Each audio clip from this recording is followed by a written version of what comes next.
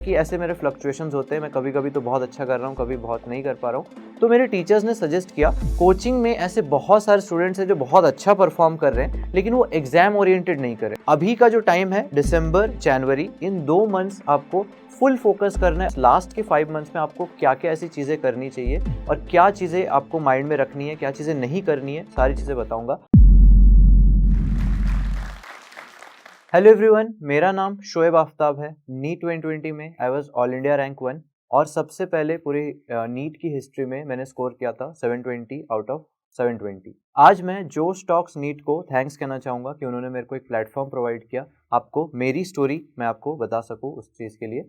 तो सबसे पहले स्टार्ट करते हैं मेरी जर्नी के बारे में। एकदम बचपन से मैं आपको बताने वाला हूँ कि मैं एज कैसा स्टूडेंट था, बिकॉज मैक्सिमम जो नीट एस्पिरेंट्स होते हैं उनके माइंड में हमेशा से यही होता है, इनफैक्ट मेरे भी माइंड में हमेशा से यही था कि जो टॉपर्स होते हैं वो एक अलग ही स्पीशीज होते हैं या फिर अलग ही किस्म के लोग होते हैं। ठीक है, तो जब मैं छोटा था, जब मैं 3rd 4th 5th क्लास में था, तब मैं बहुत अच्छा परफॉर्मर नहीं था अपने क्लास में। जैसे रैंकिंग्स आती थी हमारी, तो मैं कहीं ना कहीं टॉप 10 या टॉप 20 में आता था अपने क्लास में। स्कूल के एक क्लास में आप समझ सकते हो मैं टॉप 10 या टॉप 20 में आता था। बट मैं हमेशा से बचपन से ही ट्राई करता था कि मैं कंसिस्टेंटली खुद पे वर्क करूँ, खुद पे थोड़ा थोड़ा इम्प्रूव करते रहूँ। नॉलेज कहीं से भी मेरे को मिले, मैं उसको गेन करने की कोशिश करता था, भले ही वो चीज़ मेरे सिलेबस में ना हो, कोई जीके वाला पार्ट हो, कुछ भी हो, एक्स्ट्रा हो, सिलेबस से मेरे को फ़र्क नहीं पड़ता था। इंटरनेट से मैंने बहुत सारी चीज़ें सीखने की कोशिश की थी। तो बचपन से ही जो क्यूरियोसिटी वाली जो चीज़ थी वो मेरे अंदर थी। और उस टाइम पे कहीं ना कहीं जब थोड़ा थोड़ा जब सीरियस होने का वक्त आ गया, अराउंड 7th 8th क्लास के आसपास, जब पेरेंट्स भी पूछने लगते हैं कि आगे चल के तुम क्या करना चाहते हो। जैसे स्टार्टिंग में मेरा इतना मेडिकल का नहीं था, बट हाँ, जैसे जैसे मैं 9th क्लास में आया, 10th क्लास में आया, तब मेरे को लगा कि नहीं, मेरा मैथ्स जो है स्टार्टिंग में मेरे को ऐसा फील होता था कि थोड़ा सा वीक है, तो शायद मैं बायो की तरफ ज़्यादा अट्रैक्टेड हूँ, बायो में अच्छा स्कोर कर रहा हूँ। तो इसलिए मैंने सोचा कि फाइनली मैं नीट के लिए तैयारी कर सकता हूँ, नीट की प्रिपरेशन करूँगा। इस चीज़ के लिए यार 9th में मैंने सबसे पहले फर्स्ट अपना कॉम्पिटिटिव एग्जाम दिया, जिसको हम कहते हैं एनटीएसी। आपको पता होगा 9th 10th के आसपास एनटीएसी का एग्जाम होता है। तो मैं उसको क्रैक नहीं कर पाया। एनटीएसी का जो फर्स्ट स्टेज होता है, मैं वो भी क्वालिफाई नहीं कर पाया। मेरे क्लास में अच्छे मार्क्स आते थे, मैं आईसीएसई बोर्ड में था और 90% अबव स्कोर कर रहा था। इनफैक्ट बोर्ड्स में भी मैंने सोच रखा था कि हाँ, मैंने इतनी तैयारी कर ली है कि मैं काफ़ी अच्छा स्कोर करूँगा। बट फिर भी जब मेरा एनटीएससी क्रैक नहीं हुआ, तो मेरे को माइंड में कहीं ना कहीं एक डर लगा कि क्या मैं कॉम्पिटिटिव एग्जाम्स के लिए सही में बना हूँ। फिर काफ़ी सारे एंट्रेंस टेस्ट होते थे कोचिंग के, वो भी मैंने अपियर किए। तो उस पर एक रैंक प्रेडिक्टर होता था। रैंक प्रेडिक्टर ने मेरे को बताया कि मेरी जो रैंक है, मेरे परफॉर्मेंस के बेसिस पे ऑल इंडिया रैंक 15,000 के आसपास कहीं ना कहीं आएगी।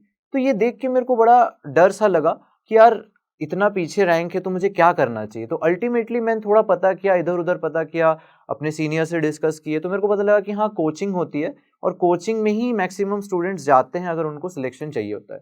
तो फाइनली मैंने अपने पेरेंट्स को कन्विंस किया कि कोचिंग के लिए, हमारा टाउन जो है वो स्मॉल टाउन है, ओडिशा के राउरकेला से मैं बिलोंग करता हूँ। तो स्मॉल टाउन के अंदर कोचिंग फैसिलिटीज़ इतनी अच्छी अवेलेबल नहीं थी। मैंने अपने पेरेंट्स को कन्विंस किया कि मुझे कोटा जाना है और वहाँ मेरे को वहाँ से कोचिंग करनी है।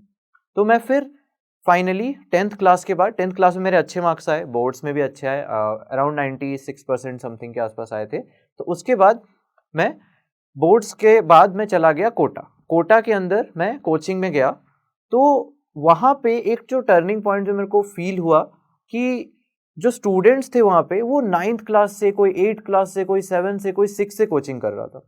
तो मैं जिस क्लासरूम में बैठा था, 200 स्टूडेंट्स थे उस क्लासरूम में। उस क्लासरूम के अंदर जैसे ही टीचर्स क्वेश्चंस को लिखते थे, वैसे क्वेश्चन लिखने से पहले या क्वेश्चन खत्म करने से पहले कोई ना कोई स्टूडेंट ऐसा होता था जो फट से उसका आंसर दे देता था। बट मैं ऐसा नहीं कर पा रहा था।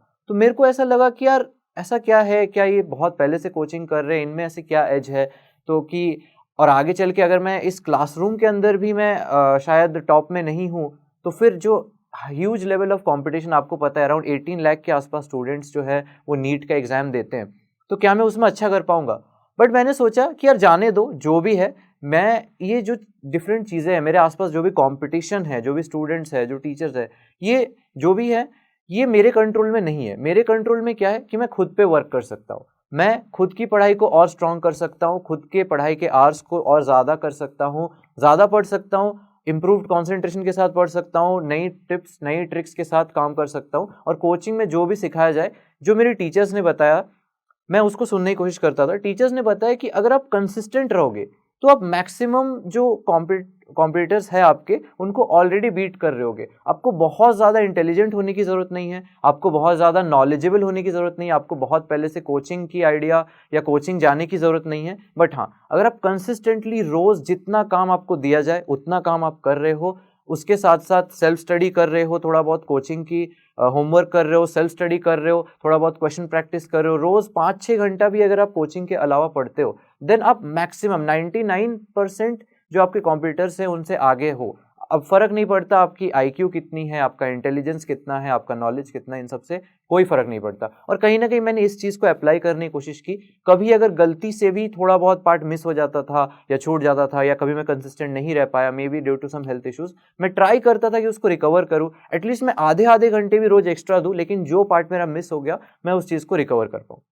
और अल्टीमेटली मैंने कहीं ना कहीं पूरे 11th में यही सब चीज़ें की। 11th में मेरे जो मॉक टेस्ट होती थी, मॉक टेस्ट आपको एक काफ़ी हद तक आइडिया दिलाता है कि हाँ, आपका जो फाइनल नीट में मार्क्स आएगा वो कितना आएगा। तो मेरे मॉक टेस्ट में अच्छे स्कोर आ रहे थे, 650 के अराउंड में कर रहा था। बट हाँ, बहुत फ्लक्चुएशंस थे। 11th क्लास में मैंने एक चीज़ नोटिस की, जब मैं प्रिपेयर कर रहा था तब मेरे मार्क्स में बहुत फ्लक्चुएशंस होते थे। कभी तो मेरे मार्क्स एकदम गिर गए, 610 हो गए, 600 हो गए, कभी बहुत अच्छे आ गए, 690 आ गए, 700 आ गए। तो मैंने अपने टीचर से डिस्कस किया कि यार ऐसा क्या है कि मेरे जो मार्क्स इतने फ्लक्चुएट हो रहे हैं, कभी मैं बहुत अच्छा परफॉर्म कर दे रहा हूँ, कभी मैं नहीं कर पा रहा हूँ। और इसी चक्कर में क्या होता है, एक अच्छे सा बैच बनता है जिसको हम लोग स्पेशल रैंकर्स ग्रुप कहते हैं। कोचिंग्स के अंदर डेफिनेटली आपने नोटिस किया होगा, सारे ऑलमोस्ट सारे कोचिंग्स के अंदर एक टॉप बैच बनता है। तो उस टॉप बैच के अंदर भी मेरा सिलेक्शन नहीं हो पा रहा था। तो मैंने अपने टीचर से डिस्कस किया कि ऐसे मेरे फ्लक्चुएशंस होते हैं, मैं कभी कभी तो बहुत अच्छा कर रहा हूँ, कभी बहुत नहीं कर पा रहा हूँ। तो मेरे टीचर्स ने सजेस्ट किया कि तुम अपने स्टडी टाइम को और अपने डिस्ट्रैक्शंस को कम करने की कोशिश करो। मैंने खुद भी ये नोटिस किया कि मैं दिन में काफ़ी हद तक अराउंड 1.5 से 2 घंटे जो है मैं अपने स्मार्टफोन में बिता रहा था, और बाकी का टाइम मैं पढ़ाई कर रहा था और बाकी चीज़ें कर रहा था। तो मैंने सोचा कि स्मार्टफोन के टाइम को मैं थोड़ा कम करने की कोशिश करूँ, डिस्ट्रैक्शंस को कम करने की कोशिश करूँ और इक्वली एफर्ट करूँ। क्योंकि क्या होता है, जब मेरे मॉक टेस्ट में अच्छे आ रहे थे तब मैं खुश हो जाता था और फिर मेहनत कम कर दिया था। फिर जैसे ही मेरे मॉक टेस्ट में मार्क्स कम हुए, फिर मैं और ज़्यादा मेहनत करने की कोशिश करता था। तो ये साइकिल मैंने 11th में ब्रेक किया। 12th में जाकर मेरे मार्क्स काफ़ी हद तक कंसिस्टेंट हो गए। मैंने जो डिस्ट्रैक्शंस थे वो भी कम कर लिए थे। सिर्फ आधे घंटे ही मैं स्मार्टफोन का यूज़ करता था। इसके अलावा जितने भी सोशल मीडिया से मैं हट चुका था, सिर्फ व्हाट्सएप यूज़ करता था, जिससे मैं अपने फ्रेंड्स के थ्रू फ्रेंड्स के साथ कनेक्टेड रहता था और अपने टीचर से कनेक्टेड रहता था, जो भी डाउट्स आते थे उन चीज़ों के लिए।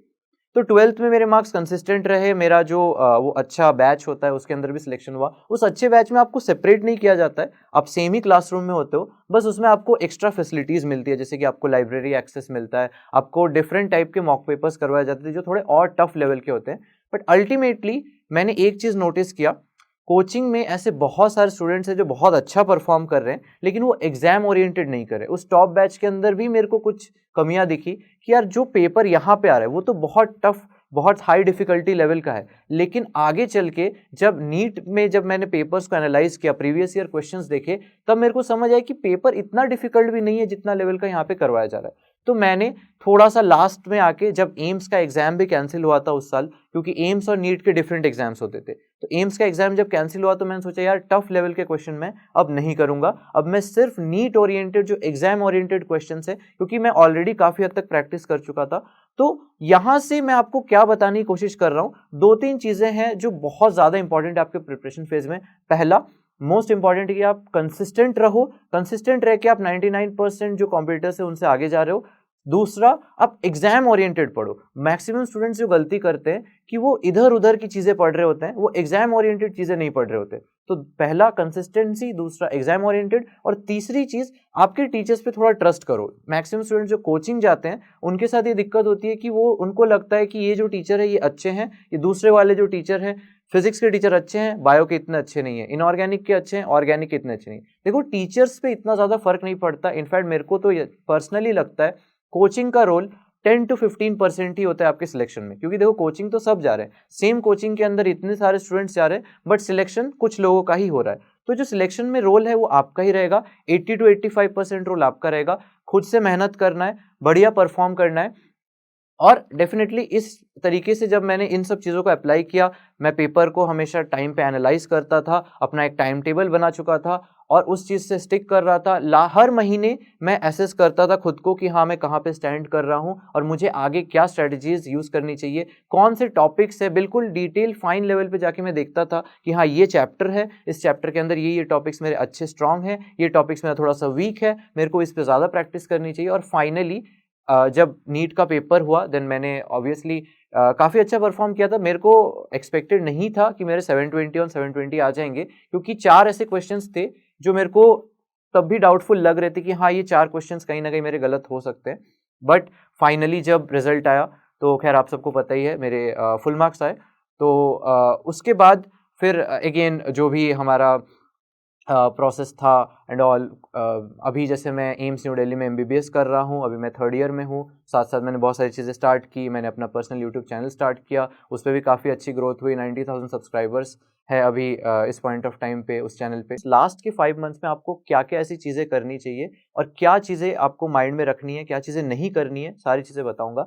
तो अभी का जो टाइम है दिसंबर जनवरी, इन 2 मंथ्स आपको फुल फोकस करना है अपने सिलेबस को कंप्लीट करने में। मैक्सिमम कोचिंग्स के अंदर सिलेबस कंप्लीट हो चुका होगा, लेकिन मेरे को पता है, मैं बहुत सारे एस्पिरेंट से कनेक्टेड हूँ, मैक्सिमम स्टूडेंट्स का पर्सनल लेवल पे कंप्लीट नहीं हुआ है सिलेबस।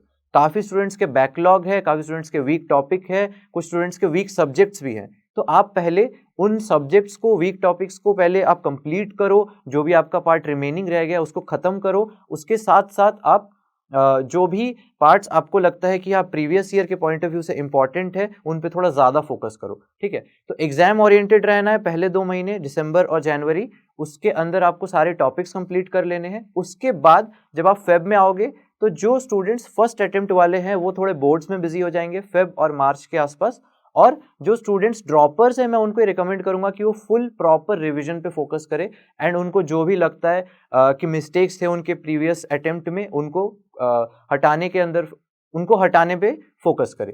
देन हम आते हैं लास्ट के 2 मंथ्स, बहुत ज़्यादा क्रूशियल है ये। जो लास्ट के 2 मंथ्स होंगे मार्च और अप्रैल, उसके अंदर आप फुल फोकस करें मॉक टेस्ट पे। मॉक टेस्ट की अगर मैं बात करूं, दिसंबर हो गया, जैन हो गया, इस टाइम के अंदर आप हफ्ते में एक मॉक टेस्ट दो तो भी चलेगा, या फिर आप 15 डेज के अंदर भी एक मॉक टेस्ट दे रहे तो भी चलेगा। लेकिन जो लास्ट के 2 महीने हैं, मैं रिकमेंड करता हूं कि आप हर ऑल्टरनेट डे पे एक मॉक टेस्ट अपियर करो, क्योंकि मॉक टेस्ट प्रैक्टिस सबसे ज्यादा क्रूशियल है आपके फाइनल नीट एग्जाम के स्कोर को डिसाइड करने में। मॉक टेस्ट में आप जितना अच्छा परफॉर्म करोगे, जितने क्वेश्चंस आपके सही होंगे, जितनी प्रैक्टिस आपकी होगी, उतने अच्छे से आप फाइनल एग्जाम में जो है स्कोर कर पाओगे।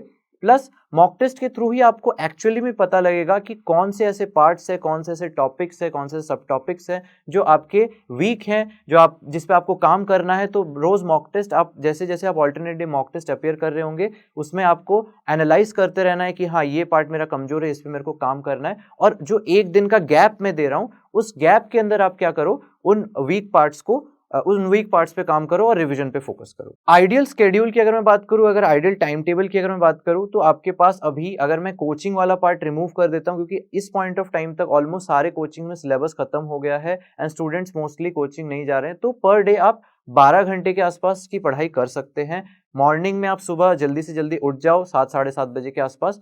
यहाँ पे एक चीज बहुत इंपॉर्टेंट हो जाती है कि आप उठते ही पढ़ाई करने बैठ जाओ। जो भी आपने ब्रश वगैरह करके आप फ्रेश हो गए, ब्रेकफास्ट से पहले आप पढ़ाई करने बैठ जाओ, क्योंकि यार ब्रेकफास्ट तक अगर हम वेट करते 1-1.5 घंटा, हमारा उसमें टाइम वेस्ट हो जाता है। तो मैं क्या करता था, मैं उठते ही पहले पढ़ने बैठ जाता था और फिर ब्रेकफास्ट करो आप। और स्टार्टिंग में सुबह सुबह अगर मैं बात करूँ तो बायो पढ़ने के लिए काफ़ी अच्छा होता है, इनऑर्गेनिक पढ़ना काफ़ी अच्छा होता है, क्योंकि आपका माइंड बिल्कुल फ्रेश होता है एंड आप जो है मेमोराइज भी बहुत ईजिली कर सकते हो उस टाइम पे।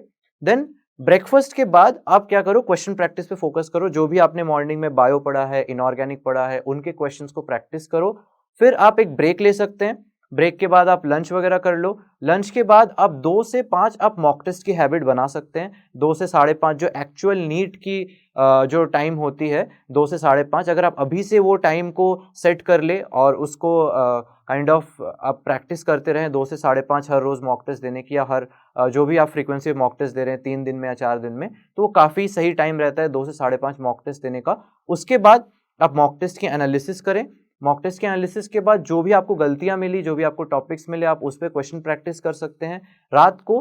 फिर डिनर के बाद थोड़ा बहुत जो भी 1-2 घंटा आपको मिलता है उसमें आप क्या कर सकते हैं, फिजिक्स हो गया या फिर फिजिकल केमिस्ट्री हो गया, इस टाइप के सब्जेक्ट्स पे क्वेश्चन प्रैक्टिस कर सकते हैं, क्योंकि यहाँ पे रात में आप बहुत ज़्यादा टायर्ड हो चुके होते हैं, आपको यहाँ पे न्यू इन्फॉर्मेशन या फिर कोई याद करने वाली चीज़ डेफिनेटली नहीं हो पाएगी। सो यार मैं भी काइंड ऑफ इस टाइप का ही टाइम टेबल कुछ फॉलो करता था। बिल्कुल एग्जैक्ट फिक्स्ड कोई टाइम टेबल या शेड्यूल बनाओ आप, ये ज़रूरी नहीं है, बट हाँ एक ब्रीफ और रफ सा आइडिया होना चाहिए। टोटल नंबर ऑफ आवर्स जो है आप 10 से 12 घंटे आराम से पुटअप कर सकते हैं। तो मेरे को जो मेरी पूरी जर्नी में, अब तक की जर्नी में, बहुत ज़्यादा नहीं है, मैं अभी 21 ईयर्स ओल्ड हूँ, तो मेरे को अपनी जर्नी में 2-3 चीज़ें सीखने को मिली। अगर आप हार्ड वर्किंग हो, अगर आप कंसिस्टेंट हो, तो आप टैलेंट को बीट कर सकते हो, आप हाई इंटेलिजेंस को बीट कर सकते हो। बस आपको बहुत कुछ स्पेशल नहीं करना है, बस जो डेली बेसिस पे आपको थोड़ा थोड़ा इंप्रूव करते रहना है, थोड़ा दिमाग लगाना है कि कैसे इंप्रूव कर सकते हो, और डेली बेसिस पे आपको काम करते रहना है। सो आई होप कि जो भी स्टूडेंट्स इस वीडियो को देख रहे हैं उनका नीट क्रैक हो जाए, एंड वो मेरे वीडियोस से कुछ अच्छा आप सीख के जा रहे होंगे, मैं ये उम्मीद करता हूँ। उस चीज़ को अप्लाई करो, क्योंकि हम लोग बहुत सारे मोटिवेशनल वीडियोस वगैरह देख लेते हैं बट उस चीज़ को अप्लाई नहीं करते, बस वो एक साइकिल सा बन जाता है, हम बस वीडियो देखते हैं और उसका कोई इफेक्ट नहीं होता, उस टाइम तक अच्छा लगता है। तो उन चीज़ों को अप्लाई करो, उन प्रिंसिपल्स को अप्लाई करो, एंड आई होप आप सबका सिलेक्शन हो जाए, आप बहुत अच्छा परफॉर्म करें, एंड अगले साल या जब भी हो आप यहाँ पे आके मेरी तरह आप भी जो स्टॉक्स पे टॉक दे रहे हो। Thank you, that was it.